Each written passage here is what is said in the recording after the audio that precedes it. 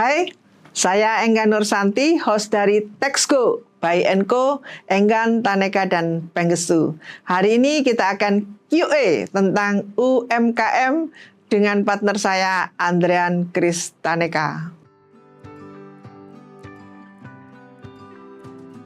Usaha mikro, kecil, dan menengah atau UMKM memegang peran yang sangat krusial dalam perekonomian Indonesia.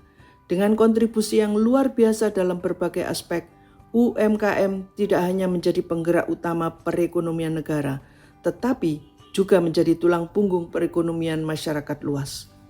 Sebagai tulang punggung ekonomi Indonesia, data Kementerian Koperasi dan UMKM menyumbang lebih dari 60% terhadap PDB Indonesia.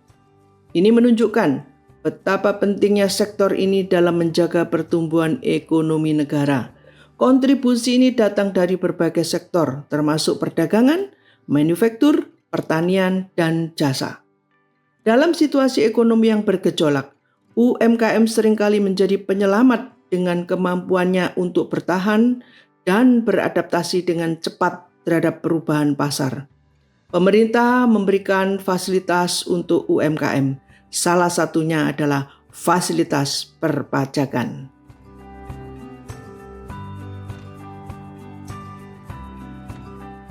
Baik, Bu Enggan.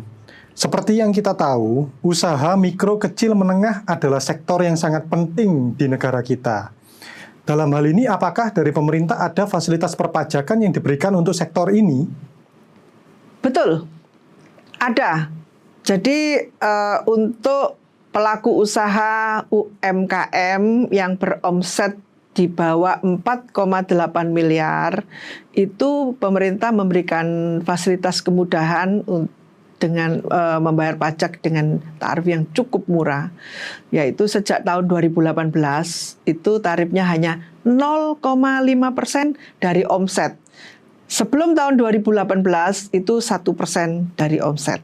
Jadi cukup murah. Dan ditambah lagi di tahun 2022 itu pemerintah mengeluarkan tambahan aturan baru di mana pelaku usaha yang berbentuk perorangan atau orang pribadi ya dengan omset di bawah 500 juta malah bebas pajak. Itu fasilitas UMKM dan pelaku usaha orang pribadi yang diberikan oleh pemerintah saat ini. Wah, ini sangat murah sekali ya Bu Enggan ya. Lalu apakah fasilitas perpajakan ini berlaku selamanya? Tentu saja fasilitas ini ada batas waktunya, yaitu 7 tahun untuk pelaku usaha UMKM orang pribadi, kemudian 3 tahun untuk pelaku usaha yang berbentuk CV, firma, koperasi, dan 3 tahun untuk pelaku usaha yang berbentuk PT. Tentu saja semuanya kembali kepada ketentuan pelaku usaha UMKM yang beromset di bawah 4,8 miliar setahun. Jadi fasilitas perpajakan ini bukan hanya untuk orang pribadi saja ya Bu Enggan ya, tetapi badan hukum pun bisa memperoleh fasilitas ini. Lalu bagaimana cara menghitung jangka waktu untuk masing-masing wajib pajak ini Bu Enggan? Betul. Orang pribadi dan badan usaha lainnya itu mendapat fasilitas tarif yang sama. Jadi tarifnya semua sama, 0,5%. Namun jangka waktunya tadi yang berbeda-beda. Sekarang bagaimana cara menghitungnya? Oke, kita hitung dari yang terlama mendapat fasilitas, yaitu orang pribadi. Ini tahun 2024. Cara menghitungnya adalah sejak saat orang pribadi itu terdaftar. Jadi aturan ini kan keluarnya di tahun 2018. Aturannya untuk UMKM 0,5 dan jangka waktu 7 tahun ini kan di 2018. Nah, mereka yang terdaftar di 2018 atau sebelumnya itu bisa memakai fasilitas ini sampai dengan 31 Desember 2024. Bagaimana menghitungnya? 2018, 19, 20, 21, 22, 23, 24, 7 tahun persis. Berarti 31 Desember 2024 ini harusnya mereka sudah selesai. menggunakan fasilitas ini. Lalu mereka selanjutnya adalah menggunakan pencatatan atau pembukuan. Begitu. Baik, untuk wajib pajak yang terdaftar sebelum tahun 2018, tadi Bu Enggan katakan bahwa tahun terakhir mereka bisa menggunakan fasilitas perpajakan ini adalah 31 Desember 2024. Lalu, apakah tidak ada perubahan dari pemerintah terkait hal ini, Bu Enggan? Ada, walaupun hanya melalui pers conference ya. Aturannya belum dibuat, tetapi melalui pers conference itu pemerintah mengatakan bahwa aturan ini diperpanjang sampai 31 Desember 2025. Artinya tahun berjalan ini, fasilitas ini untuk UMKM orang pribadi yang berdiri 7 tahun lalu itu masih boleh memakai. Sampai 31 Desember 2025. Masih boleh memakai fasilitas ini dengan membayar pajak 0,5% dari omset. Tentu saja perlu diperhatikan omset yang di bawah 4,8 miliar setahun.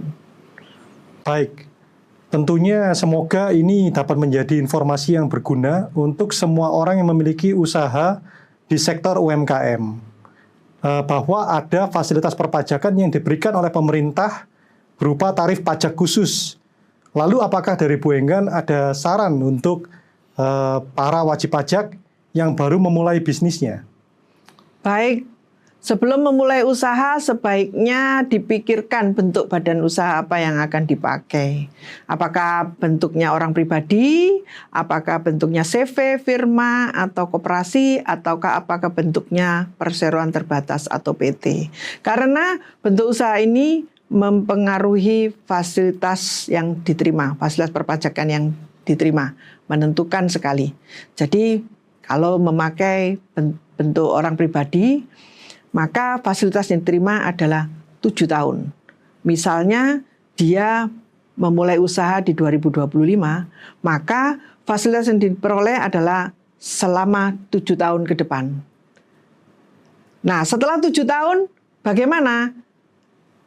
Maka orang pribadi ini harus memilih menggunakan pembukuan atau menggunakan norma atau norma perhitungan penghasilan neto. Apa itu norma perhitungan penghasilan neto atau NPPN?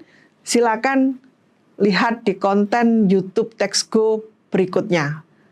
Nah, ketika memilih badan usaha berbentuk CV, firma, atau koperasi, maka yang perlu diperhatikan adalah sejak semula badan usaha ini wajib melakukan pembukuan. Namun, jika badan usaha ini didirikan atau terdaftar di tahun 2025, dia bisa menggunakan fasilitas ini selama 4 tahun ke depan dengan membayar pajak final sebesar 0,5% dari omset. Tetapi apakah menghilangkan kewajibannya melakukan pembukuan? Tidak.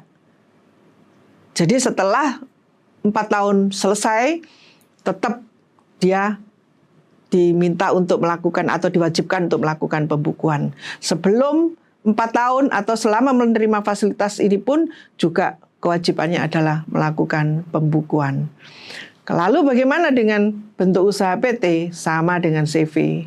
Jadi dari awal badan usaha yang berbentuk PT itu wajib melakukan pembukuan. Namun mendapatkan fasilitas 3 tahun ke depan itu boleh membayar pajak final 0,5% dari omset.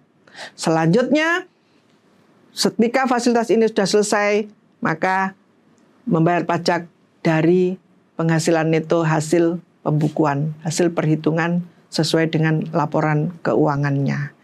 Demikian yang bisa saya sampaikan.